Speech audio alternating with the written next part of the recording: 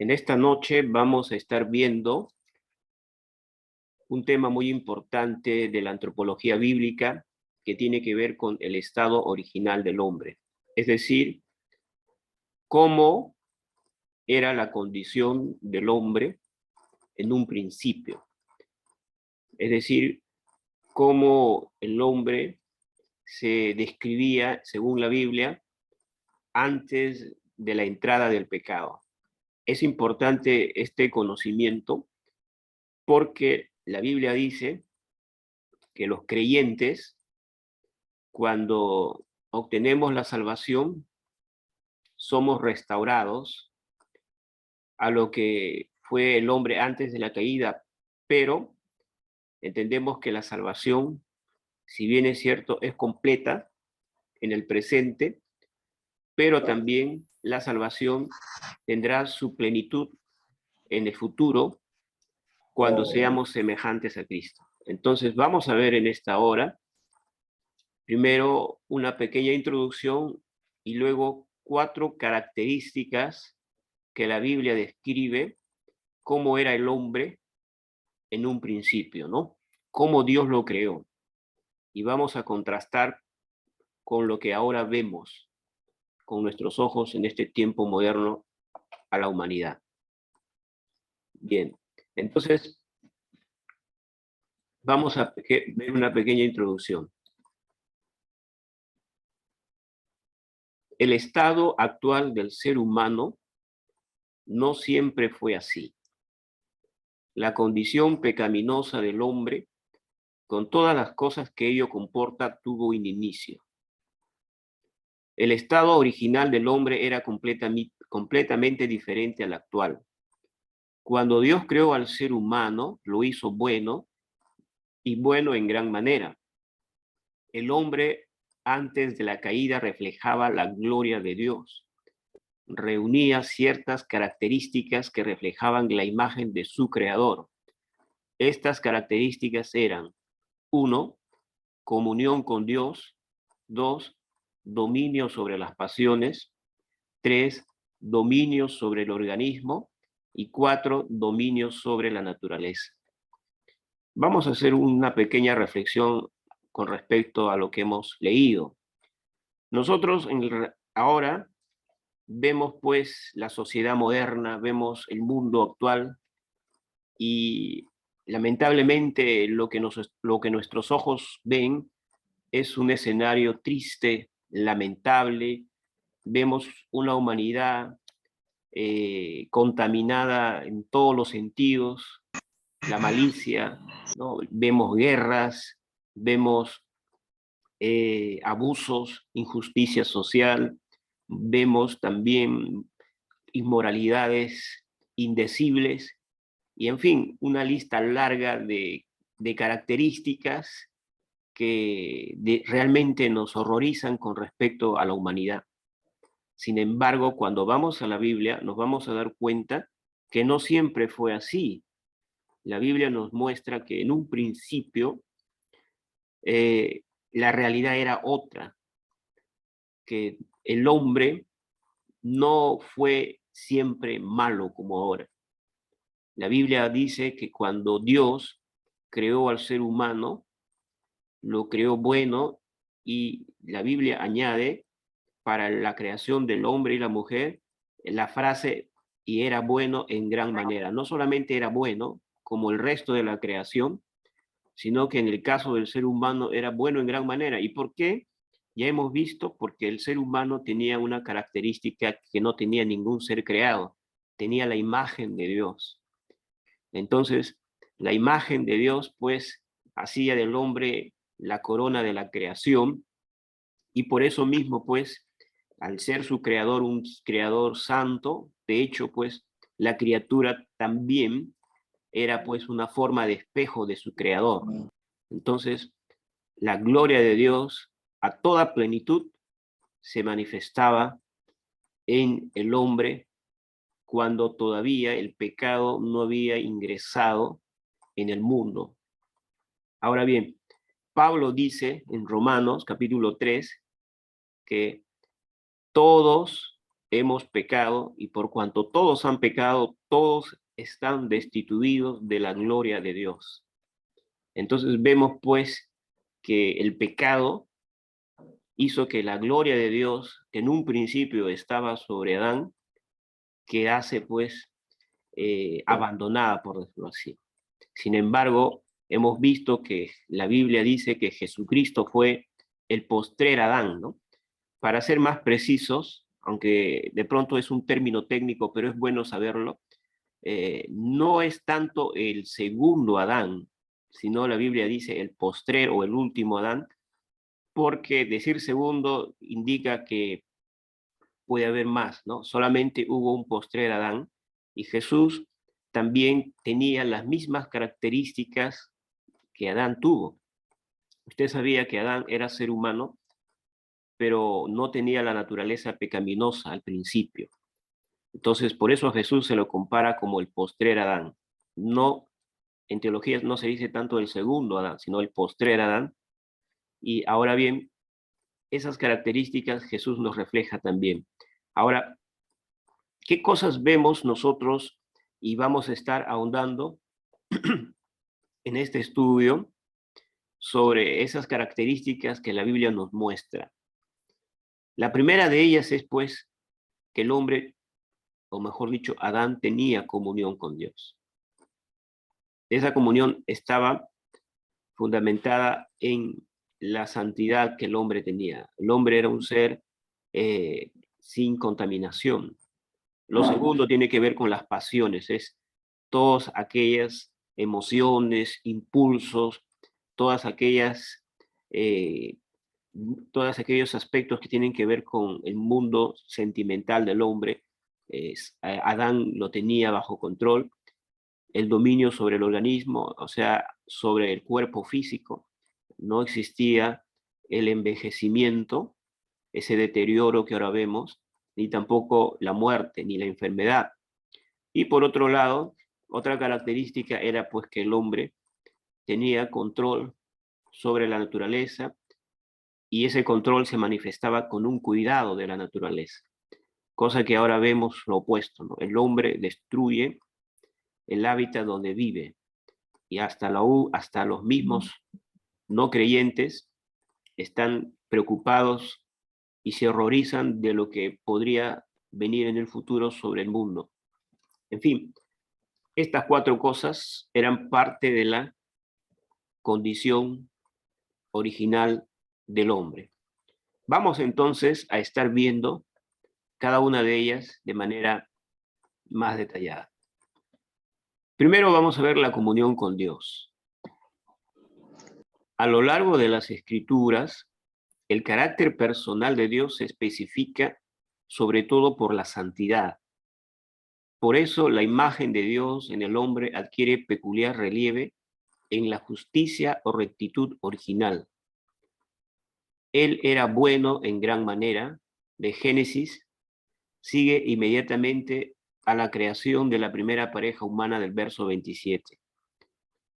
Esta rectitud o santidad original, que era parte integrante de la naturaleza humana, cuando la primera pareja salió de las manos de Dios, se mantenía mediante la comunión con Dios, lo cual comportaba la vida verdadera en todas sus dimensiones, espíritu, alma y cuerpo. Hacemos una pequeña reflexión. Ya hemos visto pues que cuando el hombre fue hecho, Dios declaró que era bueno en gran manera. No simplemente era bueno, sino mucho más que bueno. Ahora, entendemos que Dios, sobre todas las cualidades, perfecciones o atributos que pudiera tener, como es el amor, la misericordia, la justicia, el perdón, la fidelidad, uno de ellos sobresale y se eleva al múltiplo de tres, que es la santidad. El único atributo o perfección divina que se eleva a este múltiplo de tres es la santidad, porque la Biblia dice Dios es santo, santo, santo.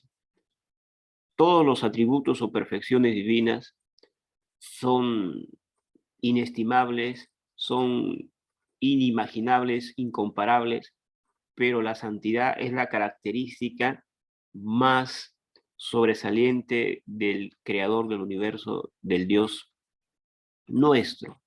En ese sentido, un Dios santo, lógicamente, tendría que crear un ser santo.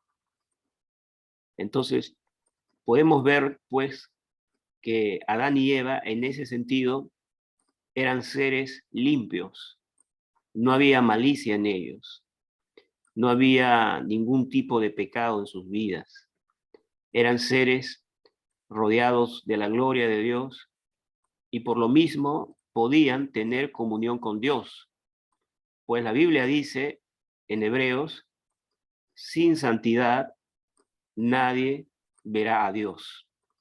Entonces, la santidad es requisito indispensable para que cualquier ser pueda ver a Dios tanto en el plano físico como en el plano simbólico. Entonces, la comunión era porque había un ambiente de pureza y de santidad. La Biblia dice también que Dios no dará por inocente al culpable. Es decir, en cuanto a la justicia divina detecta alguna anomalía en cuanto a la santidad, automáticamente la comunión se estropea. Pero en el caso de Adán y Eva, ellos podían dialogar, conversar, hablar con Dios, como lo haríamos nosotros con nuestro padre, con nuestra madre, con un hermano, con un familiar. Era una naturalidad al extremo. Entonces, esa era una de las primeras características. Y aquí podemos hacer una pequeña reflexión, que el Espíritu Santo, como su nombre dice, de las tres personas de la Trinidad, es el más delicado porque su mismo nombre ya nos dice una descripción, es santo. Y por lo mismo, el Espíritu es, en el sentido técnico, es de las tres personas el más delicado, porque se dice que al Espíritu se le puede contristar, se le puede apagar, se le puede resistir, ¿no? El Espíritu, Jesús dijo, todo pecado en este siglo y en el venidero se perdonará, incluso todo pecado contra el Hijo, pero contra el Espíritu Santo no será perdonado. Ese tema vamos a ahondarlo más adelante, si es que nos da tiempo, pero ahorita no es el tema en cuestión, sino una referencia a que el Espíritu Santo es, como su nombre lo dice, es el que manifiesta la pureza y santidad. Y cuando la creación de Dios vive en una vida de rectitud y santidad, uno puede vivir en una comunión plena con Dios. Aún los creyentes, cuando descuidan su santidad y permiten que algo le contamine, la comunión con Dios es lo primero que se afecta. De pronto el ministerio, de pronto el servicio, de pronto, ¿no? Muchas actividades cristianas se pueden seguir manteniendo, pero lo que no se puede mantener en el tiempo es la comunión cuando el creyente hizo algo que lo contaminó y contristó al Espíritu. Bien, vamos a seguir ahondando con respecto al tema de la comunión. En el Espíritu, mediante una mentalidad acorde con la de Dios, en el alma, mediante el dominio de las emociones, y en el cuerpo, mediante la humanidad, inmunidad, contra el dolor, la enfermedad y la muerte física. Tres penalidades que son consecuencias del pecado, o sea, de la pérdida de la comunión con Dios. Entonces, el hombre, en todo su ser, espíritu, alma y cuerpo, vivía, pues, en una integridad. Por medio del espíritu, estaba, pues, en sus pensamientos, siempre en línea con Dios. Su alma le permitía tener dominio de sus emociones y el cuerpo, pues, libre de la enfermedad, de la muerte, del dolor, podía tener una comunión con Dios.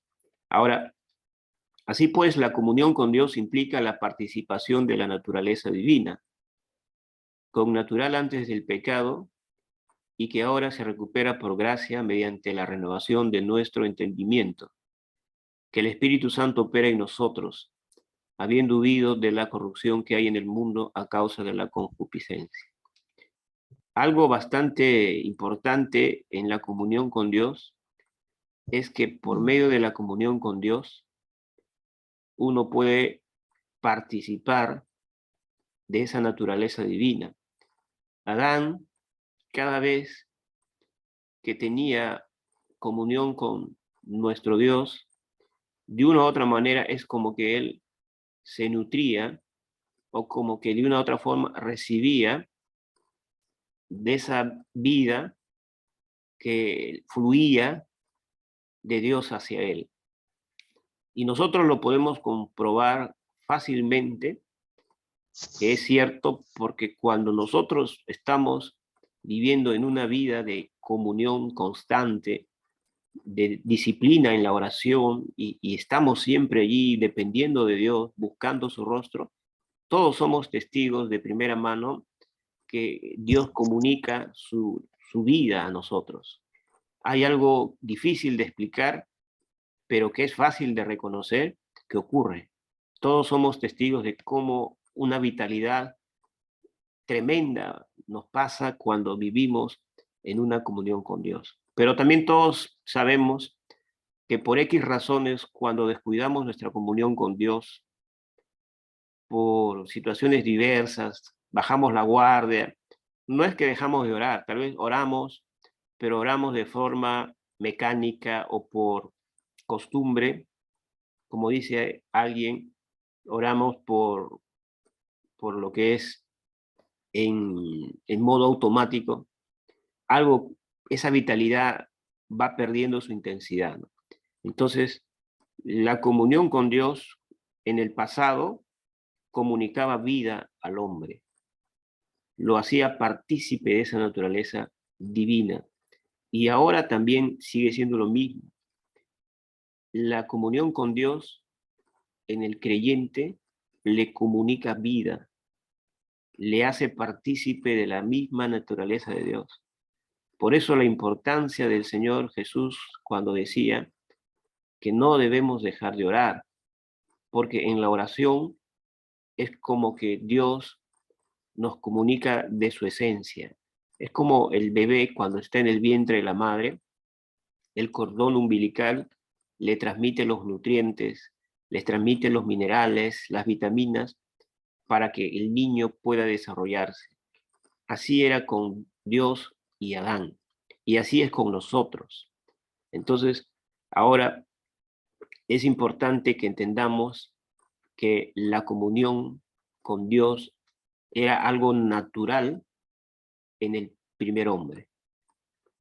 Era algo común en el primer hombre y eso gracias a qué? A la santidad. Entonces, santidad y comunión con Dios son dos caras de una misma moneda. Eso es importante tenerlo presente. La santidad que había en el huerto del Edén era pues la plataforma sobre la cual se construía la comunión de Adán con Dios, y eso también es para nosotros una invocación a reflexión, ¿no?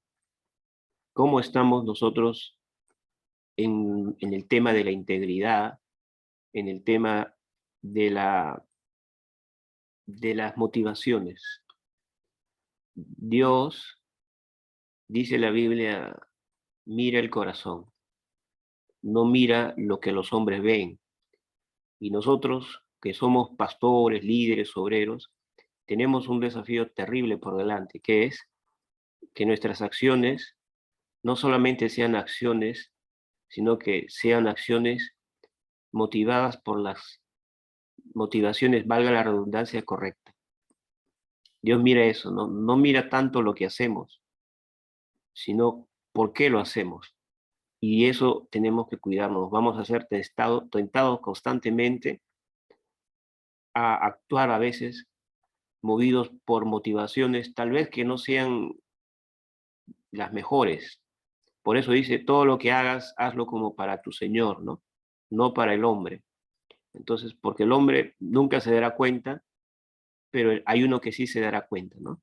Entonces, el Señor mira el corazón. Entonces, eso es el punto que nos muestra esta primera característica. Entonces, vemos pues que esa es una gran característica del primer hombre, ¿no?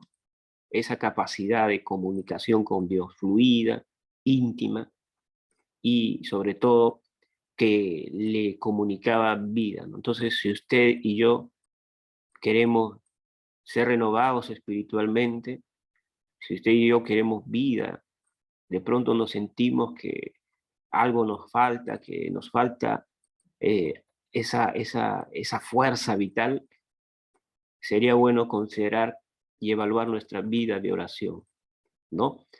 Bien, entonces vamos a ver la segunda característica, es dominio sobre las pasiones.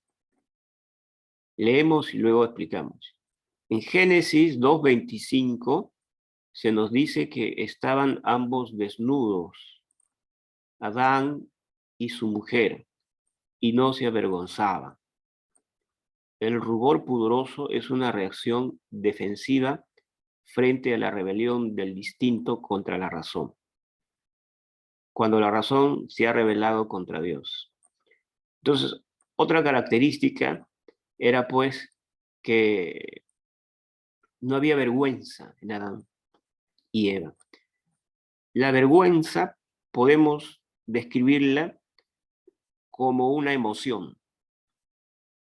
La vergüenza forma parte del conjunto de emociones del ser humano, ¿no? Está dentro de la categoría de el mundo emotivo del hombre. Y por lo mismo, esa emoción de pena, de vergüenza, no existía en ellos. Y sabemos que esto tiene mucho que ver con la pureza que había, ¿no? No había malicia, pues. El hombre en este tiempo moderno y a raíz del pecado, la Biblia dice que tiene que cubrir su desnudez. No puede, como muchos europeos que quieren imponer una nueva forma de pensamiento diciendo de que el hombre debe ser libre y andar pues, ¿no? Como andaba Adán. Entonces, en este estado de cosas es imposible porque invita a todo tipo de malicia. En el caso de Adán y Eva, debido al estado de pureza en el que estaban, sí podían de pronto estar en ese estado, ¿no? En esa condición. Ahora, la vergüenza como sinónimo de inseguridad, de miedo, de temor, era pues cuando uno se había rebelado con Dios, porque ya hemos visto el tema de la conciencia, ¿no? La conciencia es algo que nos dice cuando algo está funcionando mal, es la voz o el eco de la voz de Dios en el corazón del hombre. Vamos a ahondar un poco más. Esta rebelión indica una división en el interior mismo del ser humano, como veremos al hablar de las consecuencias del pecado original. Antes del pecado, el ser humano estaba íntegro, es decir, indiviso, en paz con Dios, consigo mismo y con su prójimo. Al perder la integridad original, el ser humano cae en una condición pecaminosa, haciéndose esclavo de su propia concupiscencia, pues al yacer en el maligno, por seguir la corriente de este mundo cuyo príncipe es el demonio, está envuelto en la triple concupiscencia, los deseos de la carne, los deseos de los ojos y la vanagloria de la vida, según 1 Juan 2:16. Una de las características también del primer hombre o del hombre en su estado original era un dominio sobre su mundo emocional. Es decir, las emociones negativas no lo dominaban, no lo controlaban. Al contrario, emociones negativas como la ira, el resentimiento, el egoísmo, la vanidad, el orgullo y tantas emociones contrarias, ¿no?, a la palabra de Dios, simplemente no tenían lugar en los primeros padres. Las emociones negativas, ese mundo inestable emocional, fue producto del pecado. Entonces, ya Adán y Eva, a raíz de su primer pecado, vemos pues cómo se culpaban unos a otros y cómo ya empezó sus hijos a también, a, entre ellos, mejor dicho, Caín, ¿no? Se llenó de envidia y en un ataque de ira asesinó a su propio hermano Caín. Entonces, como hemos dicho, otra característica del primer hombre era un dominio sobre su mundo emocional, sobre sus, como hemos dicho aquí, sobre sus pasiones, ¿no? Esto es importante tenerlo. Ahora, esto también nos hace reflexionar que el creyente en Cristo, en la medida que depende más de Dios, se deja dominar por el Espíritu Santo, va a tener más dominio sobre sus pasiones, sobre sus emociones. Y eso, y esa dependencia, ese sometimiento al Espíritu Santo se debe manifestar sometiéndose a la palabra de Dios. Pero para someterse a la palabra de Dios, primero hay que conocerla. Entonces, hay una cadena de acontecimientos. Primer paso, ¿qué tanto de lugar le damos a la escritura en nuestras vidas? La leemos todos los días, la leemos algunas veces por semana, la leemos solo en el culto, y cuando la leemos rápidamente o nos detenemos a reflexionar, porque la idea no es leerla de manera apresurada, sino leer de pronto pequeñas porciones y el doble del tiempo de la lectura o el triple debería ser la reflexión, la meditación. Ahora, eso nos va a ayudar a que nuestra manera de pensar cambie, ¿no? Y si nosotros cambiamos nuestra manera de pensar, vamos a cambiar nuestra manera de sentir, porque las emociones son producto de los pensamientos. Usted sabe que cuando una persona tiene emociones negativas, es que primero su mundo mental ha dado a luz esas emociones. Por eso la Biblia dice, en esto pensad, ¿no? Debemos pensar en cosas que son honorables, llenas de virtud, porque los pensamientos producen sentimientos y los sentimientos al final producen comportamientos. Entonces, esto era otra característica del hombre. La tercera característica era dominio sobre el organismo corporal, es decir, sobre el cuerpo. Nuestros primeros padres estaban inmunes de la decadencia física. Dios los puso en el Edén, que significa placer o deleite, y en medio del Edén plantó el árbol de la vida, símbolo de la inmortalidad del hombre que está en perfecta comunión con Dios. Por eso reaparece multiplicado en el paraíso recuperado. El Génesis indica que este árbol preservaba de la decadencia física, o sea, de la enfermedad y de la muerte. Otorgaba el poder no morir, que tras la prueba habría desembocado en un no poder morir. Como la prueba no fue superada satisfactoriamente, Adán se hizo mortal, que no puede menos de morir. Entonces, otra característica que el hombre tenía antes de la caída era pues que la muerte, la enfermedad, el dolor, simplemente eran desconocidos para Adán. El envejecimiento era algo que no era parte original del plan de Dios.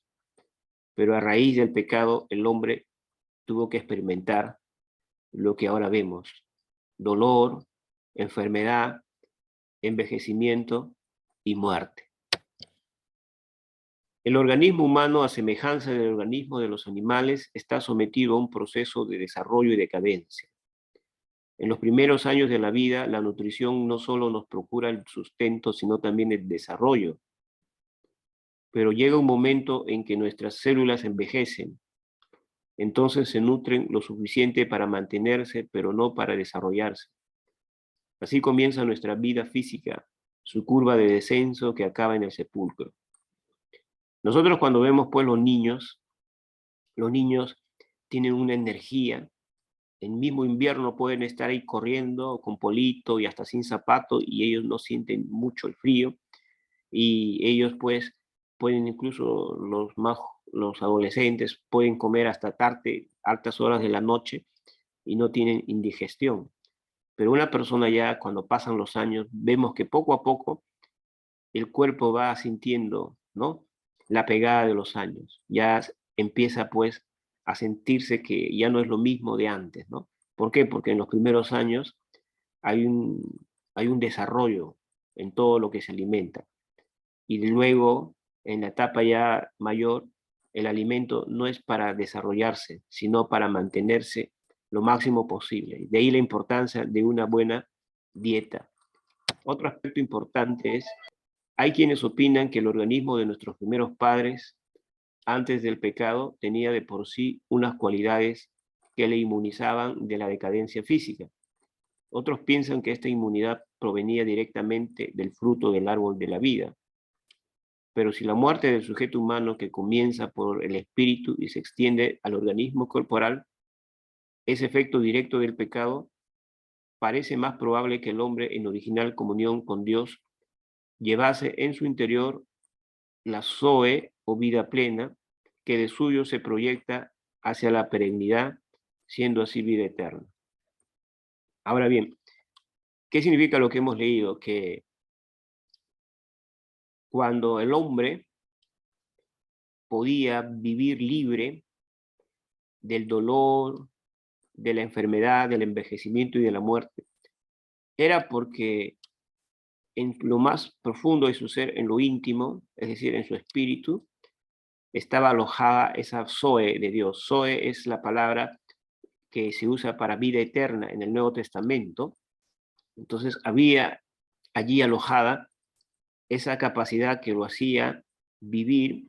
Y si bien es cierto, eso era para lo aspecto espiritual, pero era tan fuerte que también abarcaba el aspecto físico, ¿no? O sea, la vida que estaba puesta por Dios en lo profundo del hombre le comunicaba vitalidad también física. Por eso que uno, cuando está viviendo en comunión con Dios y fruto de esa comunión, vive confiado, tranquilo, sin ningún tipo de afán. Dice la palabra que el Señor será refrigerio para tus huesos, dice. Y también hay otra frase, un poco peculiar, pero también importante tenerla presente, dice, el corazón alegre hermosea el rostro. O sea, cuando una persona está gozosa, feliz, basada en su confianza en Dios, en su comunión con Dios, aún en el aspecto físico se nota. Usted ha visto personas que reflejan vitalidad, alegría, gozo, tú le ves contento, sus ojos brillantes, ¿no? Y hay personas que también reflejan lo opuesto, ¿no? Su semblante de la persona cambia, mira hacia abajo, no habla mucho. Se nota, es algo difícil de explicar, pero todos los percibimos, incluso en nosotros mismos. Cuando el hombre está lleno de cargas por preocupaciones o está de pronto con muchas eh, aflicciones o estrés, eso pasa factura al cuerpo, ¿no? Entonces, eso es algo que también es bueno considerar. Y por último, otra característica del hombre es su dominio sobre la naturaleza. El dominio del hombre sobre la naturaleza, o sea, sobre el mundo como habitación y como utensilio, está indicado en Génesis 1:28. El caminar erecto que permite al hombre dominar el panorama y alzar la vista al cielo, mientras los animales caminan inclinados hacia el suelo, ya es una señal de señorío.